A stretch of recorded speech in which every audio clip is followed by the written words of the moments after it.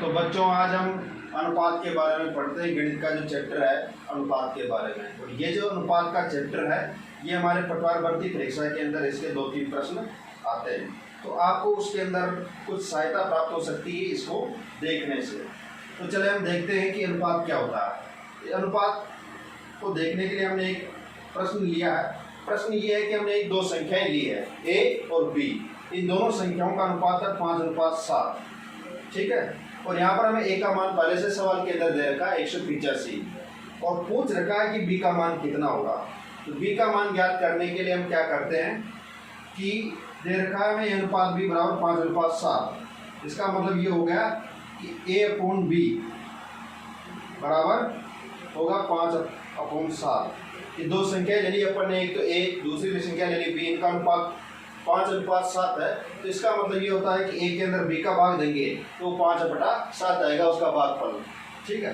तो ए का मान 185 दे रखा है हमें, तो बी का मान ज्ञात करना है।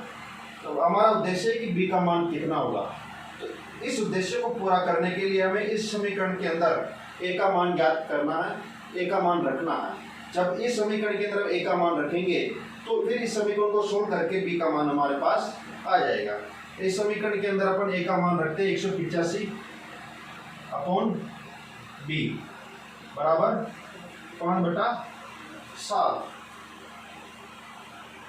जब ऐसा रखते हैं अपन तो कोई दिक्कत वाली बात नहीं है। अब ये समीकरण है अपने पास, इसके अंदर केवल एक चर है, एक समीकरण है एक चर है, तो हम उस चर का मान आसानी से ज्ञात कर सकते हैं, कोई दिक्कत वाली बात नहीं है। जब इस समीकरण को सोल्व करते हैं तो हमें वज्र गुणन करना पड़ेगा। वज्र गुणन करने के लिए ये b यहाँ जाएगा गुणा में और 7 जाएगा यहाँ पर गुणा में, तो 185 इंटू हो जाएगा ये 7 बराबर ये 5 इंटू हो जाएगा ये b। अब इस समीकरण के अंदर अगर हमें b का मान ज्ञात करना तो 5 को यहाँ पर भाग में लेकर जाएंगे अपन। 185 इंटू 7/5 इंटू बी आ जाएगा यहाँ पर। जब ऐसा करते हैं इस समीकरण को सोल्व करने के लिए हमें क्या करना पड़ेगा कि 5 को इधर लेके आते हैं, यहाँ गुणा में है 5, तो इस समीकरण की इस तरफ जाते ही ये भाग में चला जाएगा 5। जब भाग में चला गया 5 तो यहाँ पर अपन 185 के अंदर 5 का भाग देते हैं तो कितना आएगा साहब। तो 185 के अंदर 5 का भाग देते हैं अपन, ये आ जाएगा अपने पास 37, और फिर 37 को करते हैं अपन 7 से गुणा। 37 इंटू 7 बराबर b। तो जब 7 को 37 से गुणा करते हैं तो कितना आता है 7×7 और 30 और 5 259। तो b का मान होगा 259, कोई दिक्कत वाली बात नहीं है। तो यहाँ पर हमने देखा कि ए अनुपात बी का मान 5:7 था, ए का मान 185 था, बी का मान ज्ञात करना था हमारे पास। तो फिर हमने क्या किया कि ए अनुपात दो संख्याओं का अनुपात है, ए अनुपात बी का मान 5:7 है, तो इसका मतलब ये है कि ए के अंदर बी का भाग देंगे अपन तो 5/7 आएगा, इसका मतलब ये होता है। अब फिर इस समीकरण को सोल्व करने के लिए हमने क्या किया, ए का मान यहाँ पर रखा 185 अपॉन बी बराबर हो गया 5/7। 7 को 185 से गुणा किया और 5 को 20 से गुणा किया, ठीक है, वज्र गुणन किया यहाँ पर। और फिर इस समीकरण के अंदर b का मान ज्ञात करने के लिए हम क्या करते हैं कि 5 को गुणा में इधर लेके आते हैं तो ये भाग में चला जाएगा, ठीक है। ये 185 इंटू 7/5 बराबर b।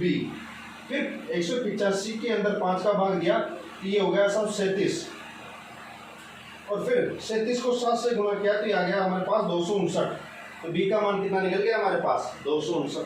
तो इस तरह के जो अनुपात के सवाल होते हैं बहुत ही आसान और सरल तरीके से हो जाते हैं। इनमें एक गुणा भाग करके अपन राशि का मान ज्ञात कर सकते हैं, दूसरी राशि का मान ज्ञात कर सकते हैं। अब इसी तरह का एक और क्वेश्चन देखते हैं अपन कि वो अनुपात का हमने एक और सवाल लिया है कि यदि a अनुपात b बराबर है 3:4 तथा b अनुपात c का मान है 8:9, तो a अनुपात c का मान हमें ज्ञात करना है। कि दो अनुपात हमें दे रखे हैं 3:4 और 8:9, ठीक है। तो a अनुपात c का मान ज्ञात करना। तो इस अनुपात को ज्ञात करने के लिए हम क्या करते हैं, इसका क्या मेथड है इसको सोल्व करने का, वो हम देखते हैं। हमें क्या दे रखा है, हमें दे रखा है कि a अनुपात b बराबर है 3:4, ठीक है। और b अनुपात c का मान कितना है, b अनुपात c का मान है 8:9, ठीक है। ये हमने देख लिया।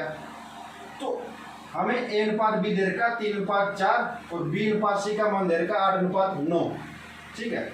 तो हमें a अनुपात c का मान ज्ञात करना, तो a अनुपात c का मान हमें कैसे ज्ञात करते हैं वो चीज हम देखते हैं। यहाँ पर का a अनुपात b बराबर 3:4 और b अनुपात c का मान दे रखा है 8:9। तो हमें ज्ञात करना a अनुपात c।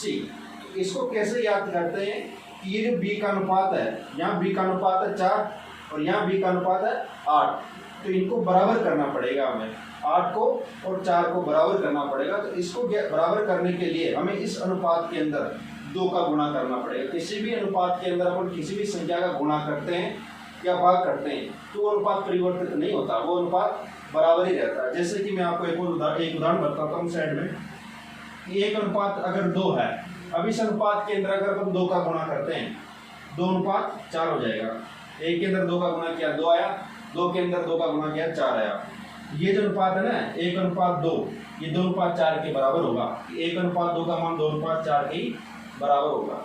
और एक और अनुपात लेते हैं, जैसे कि अपन 3:6। इस संख्या के अंदर अगर अपन 3 का, इस अनुपात के अंदर अगर अपन 3 का भाग देते हैं, 3 का भाग देंगे अपन, ये आएगा 1:2। 3 के अंदर 3 का भाग दिया 1 आया, 6 के अंदर 3 का भाग दिया 2 आया। ये दोनों जो अनुपात होंगे ना वो आपस में बराबर होंगे। 3:6 का मान 1:2 के बराबर होगा। तो ये अनुपात का कंसेप्ट है, ये हमें याद रखना, इसके अंदर कोई और लॉजिक नहीं दूसरा। ये 1-2 कंसेप्ट है अनुपात के अंदर। अगर ये कंसेप्ट अगर हमें पता होंगे तो हम अनुपात के प्रश्नों को आसानी से हल कर सकते हैं। यहाँ पर a अनुपात b का मान दे रखा 3:4, b अनुपात c का मान दे रखा 8:9। तो यहाँ पर अगर हमें a अनुपात c का मान याद करना ना, तो यहाँ पर जो b का अनुपात दे रखा 4 और b का अनुपात दे रखा 8, इनको आपस में बराबर करना पड़ेगा। तो बराबर करने के लिए हम क्या करते हैं कि इसके अंदर, इस अनुपात के अंदर 2 का गुणा कर देते हैं अपन।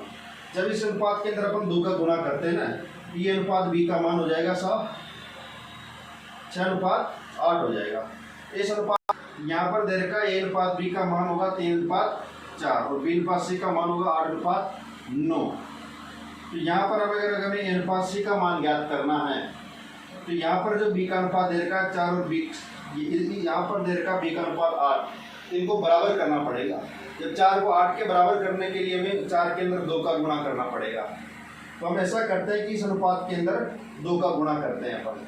जब इस अनुपात के अंदर 2 का गुणा किया जाता है तो ये अनुपात किसके बराबर होगा, a अनुपात b का मान होगा 3:2 अनुपात 4:2 के बराबर होगा। इस अनुपात के अंदर अपन ने 2 का गुणा कर दिया है, तो ये अनुपात b का मान क्या होगा 6:8 होगा। तो यहाँ पर a अनुपात b का मान होगा 6:8 और b अनुपात c का मान दे रखा है हमारे पास 8:9।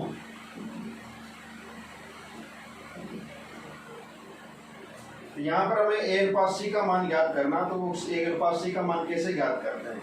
a अनुपात b का मान तो दे रखा 6:8, b अनुपात c का मान दे रखा 8:9।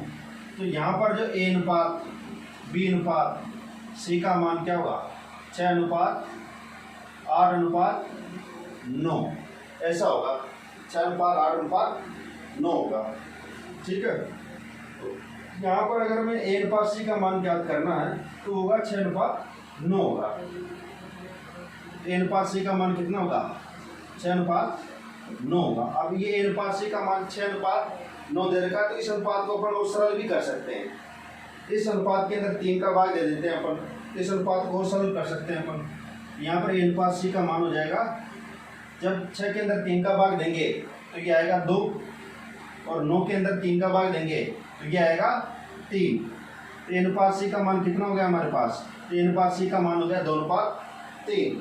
तो इस तरह से अपन ने a अनुपात b दे रखा था हमारे पास 3:4 और b अनुपात c दे रखा था 8:9। a अनुपात c ज्ञात करो, तो a अनुपात c इस प्रोसेस के अंतर्गत अपन आसानी से हल कर सकते हैं, कोई दिक्कत वाली बात नहीं इसके अंदर। बस हमें ये अनुपात के लिए कॉन्सेप्ट है कि अनुपात